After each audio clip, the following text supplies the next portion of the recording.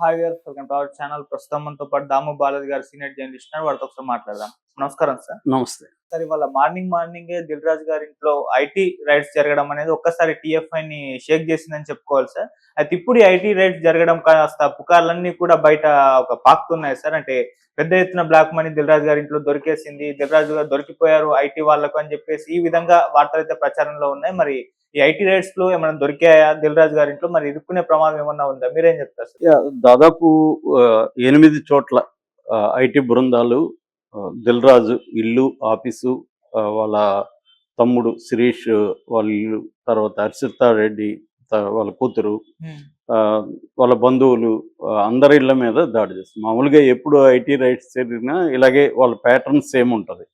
ఎందుకంటే వాళ్ళకు కూడా తెలుసు, ఆస్తులు కానీ లేకపోతే డాక్యుమెంట్స్ కావచ్చు, లేకపోతే గోల్డ్ కావచ్చు, క్యాష్ కావచ్చు, ఇవన్నీ కూడా వాళ్ళ ఇళ్లల్లో పెట్టుకోరని అందరికీ తెలుసు. కాబట్టి వాళ్ళ బంధువులు అన్నిటి మీద దాడి చేస్తారు. సో అదే ప్యాటర్న్లో దిల్ రాజు మీద కూడా అర్లీ మార్నింగ్, జనరల్గా ఇంకొకటి ఏంటంటే టైమింగ్ కూడా అర్లీ అవర్స్లో వాళ్ళు ఆదమర్చి ఉన్నప్పుడు సడన్గా అటాక్ చేయడం అనేది కూడా వెరీ కామన్ ఐటీ చేసేది. అలాగే దిల్ రాజు మీద జరుగుతుంది. సో ఇది ఒక సంచలనం అయింది. ఇప్పుడు ఎందుకు అయిందంటే, ఒక పుకారు ఏంటంటే దిల్ రాజు దగ్గర పెద్ద ఎత్తున బ్లాక్ మనీ దొరికింది అని. ఎందుకంటే మనకి తెలుసు, ఇవాళ సినిమా ప్రొడ్యూసర్లు చాలామంది బినామీలుగా ఉంటారు. అంటే రాజకీయ నాయకులు కావచ్చు, ఇతర రంగాల్లో ఉండే వ్యాపారస్తులు కావచ్చు, వీళ్ళకి ఫైనాన్స్ చేస్తుంటారు. వాళ్ళ దగ్గర బ్లాక్ మనీ ఉంటుంది. ముఖ్యంగా రాజకీయ నాయకుల దగ్గర బ్లాక్ మనీ ఉంటుంది. ఆ బ్లాక్ మనీని వైట్ చేసుకోవడానికి సినిమాల్లో ఫైనాన్స్ చేయడం అనేది మనకి కామన్గా తెలుసు, ఎప్పటి నుంచో ఉంది అది. సో కొంతమంది ప్రొడ్యూసర్లు ఓన్లీ ఈ బినామీ యాక్టివిటీ బాగా చేయడం మాత్రమే చేస్తుంటారు. వాళ్ళ దగ్గర డబ్బులే ఉండవు, వాళ్ళేమి పెట్టారు కూడా. దీన్ని పూల్ చేసి రాజకీయ నాయకులతో ఉన్న సంబంధాలను పెట్టుకొని వాళ్ళు ఫెసిలిటేట్ చేస్తారు వాళ్ళ ఫైనాన్సెస్ని. సో దిల్ రాజు ఇప్పుడు ఒక పక్క 450 కోట్ల గేమ్ చేంజరు, దాని తర్వాత ఇది ఒక 85 కోట్ల సంక్రాంతికి వస్తున్నాం, తర్వాత డాకు మహారాజ్ డిస్ట్రిబ్యూషను, ఇలాగా దాదాపు 600-700 కోట్ల వర్తున్న సినిమా వ్యాపారంలో ఉన్నాడు ప్రజెంట్. అవి కాకుండా ఆయన 50 సినిమాలు తీశాడు ఆల్రెడీ.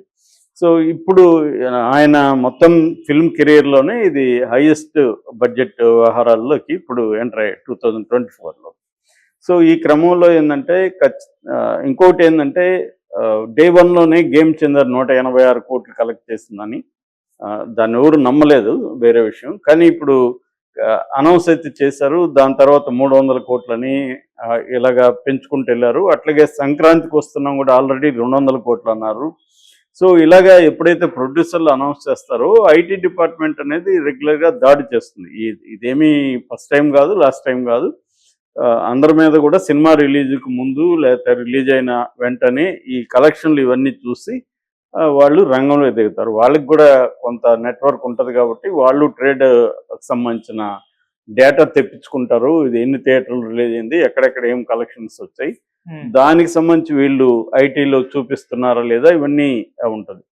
రెండోది ఏంటంటే ఇది ఫైనాన్షియల్ ఇయర్ ఆల్మోస్ట్ ఎండింగ్, అంటే మార్చి 31కి ఫైనాన్షియల్ ఇయర్ ఎండ్ అవుతుంది. ఈ లోపల సబ్మిట్ చేయాల్సి ఉంటుంది.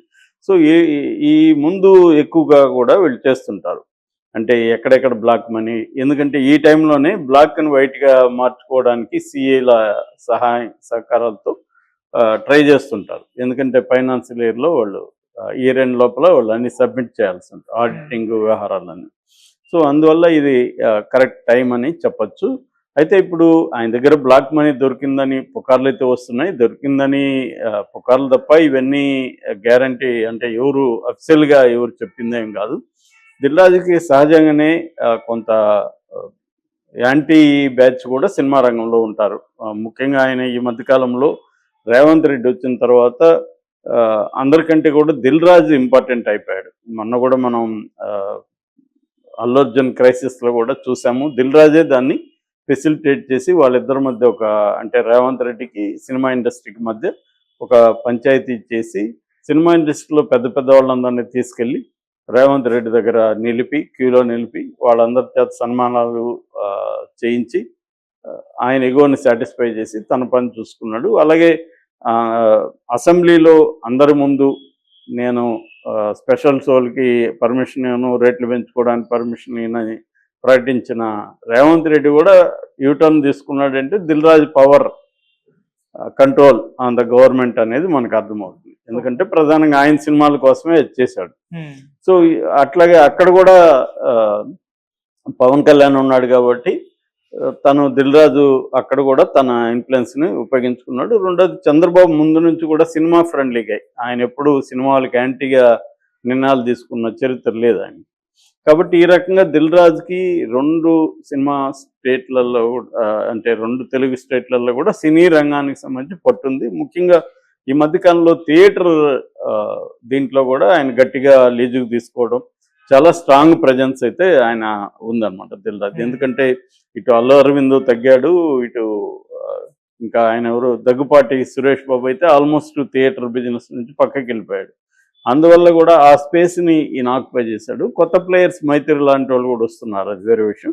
సో ఏదేమైనా దిల్ రాజు ఓవరాల్గా సినిమా ఇండస్ట్రీలో ఒక బిగ్ హెడ్కి అవుతున్నాడు. దాంతోపాటు ఆయనకి ఇప్పుడు తెలంగాణ రాష్ట్రానికి సంబంధించిన FDC film development corporation chairman పదవి కూడా ఇచ్చారు కాబట్టి సో చేస్తున్నారు. అయితే దీని ఇంకొక వెర్షన్ ఏంటంటే ఇదంతా మోడీ కంట్రోల్ చేయడానికి కోసం, అంటే రేవంత్ రెడ్డికి అనుకూలంగా ఎవరున్నారు వాళ్ళని అప్పుడప్పుడు కంట్రోల్ చేయడం అనేది మోడీ ప్రభుత్వం చేస్తుంది.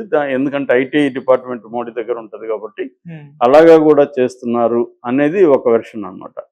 సో అంటే ప్రతి IT రైడ్ వెనుక రాజకీయాలు ఉంటాయని కూడా అనుకోవాల్సిన అవసరం లేదు. మామూలుగా బ్లాక్ మనీ ఉందనుకుంటే IT డిపార్ట్మెంట్స్ చేస్తారు. కాకపోతే దిల్ రాజు లాంటి ఒక సెలబ్రిటీ, రెండోది ఈ మధ్య ఆయన రేవంత్ రెడ్డికి దగ్గరగా ఉన్నాడు కాబట్టి మరి రేవంత్ రెడ్డికి దగ్గరగా ఉన్న ఒక వ్యక్తి మీద దాడి చేయడం అంటే రేవంత్ రెడ్డిని కూడా కంట్రోల్ చేయడానికి ట్రై చేస్తున్నారా? ఇవి జరుగుతూ ఉంటాయి మామూలుగా. అంటే అధికారంలో ఉండి మోడీకి అనుకూలమైన వాళ్ళ మీద కూడా చేస్తారు. మామూలుగా అయితే IT డిపార్ట్మెంట్లు పొలిటికల్గా ఎప్పుడు అంటే తమ ఎలక్షన్లకు దగ్గరగా ఫండ్స్ని కట్ చేయడం కోసం, ప్రతిపక్షాలకి ఫండ్స్ని కట్ చేయడం కోసం IT డిపార్ట్మెంట్ని EDని బలంగా మోడీ ప్రభుత్వం ఎప్పటి నుంచో ఉపయోగించుకుంటుంది. ఎందుకంటే ఫండ్స్ జనంలోకి ఖర్చు పెట్టడానికి లేకుండా చేయాలంటే ప్రతిపక్షాలకు సంబంధించిన ఫండర్స్ కొంతమంది ఉంటారు. ఆ ఫండర్స్ని ఆల్రెడీ వాళ్ళ డేటా అంత ఉంటుంది, వాళ్ళ మీద రైట్స్ చేయడం ద్వారా ఆ ఫండ్స్ ఆగిపోతాయి. ఎందుకంటే అది కోర్టుకి వెళ్ళిపోతుంది, అది తేలదు, అదంతా కాన్ఫిస్కేట్ చేసుకుంటారు. సో ఆ ఫండ్స్ అనేవి ఫండ్స్ ఫ్లో అనే దాన్ని ఆపేస్తారు అన్నమాట. ఇది జనరల్గా IT డిపార్ట్మెంట్ని రాజకీయంగా ఉపయోగించుకోవడం. ఎందుకంటే అంతకుముందు కూడా కాంగ్రెస్ కూడా ఇదే చేసేది. బట్